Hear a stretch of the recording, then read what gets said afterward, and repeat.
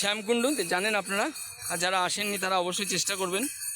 আর শ্যামকুণ্ড এই চত্বরে থাকা এবং ন্যায্য মূল্যের ভ্রমণ, ন্যায্য মূল্যে থাকা, অর্থাৎ খরচ যেন না বাড়ে।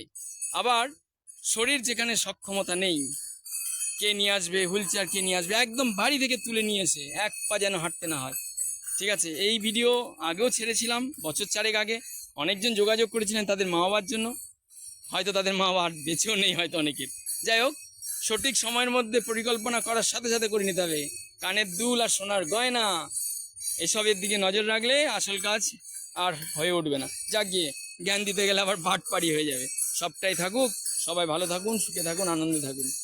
আর যাদের নিয়ে সকাল সকাল রাধাকুণ্ড আর এই নাম সংকীর্তনের মধ্যে কি করে সময় কাটানো যায়, কি করে থাকা যায় বেশি করে নামের মধ্যে, সেই নিয়ে বেরোনো। সংসারী মানুষ, আবদ্ধ জীব, আর সেখান থেকে বেরিয়ে একটু নাম সংকীর্তনে থাকা। মজার বিষয় কি জানেন, শরীর যখন সুস্থ থাকে তখন টাকা কম থাকলেও কিন্তু সম্ভব হয়। তখন কিন্তু এখন যাব না বাবু, টাকাটা অনেক বাজেট বেশি হয়ে যাবে, এদিকে কিন্তু শরীর পড়তে থাকে, ওইদিকে কিন্তু শরীর পড়ে যাওয়ার পর তখন কিন্তু আর সাহস হয় না। তখন কেউ একজন আসে, তার জন্য হুইল চেয়ার, হাতের কাছে লাঠি, কে নিয়ে যাবে, কোলে তুলে কি করে হুইল চেয়ারে বসিয়ে ভালো করে ঘোরাবে। তখন কিন্তু বাজেট বাড়ে, মনের ইচ্ছা প্রবল হয়, খরচটা বেড়ে যায়।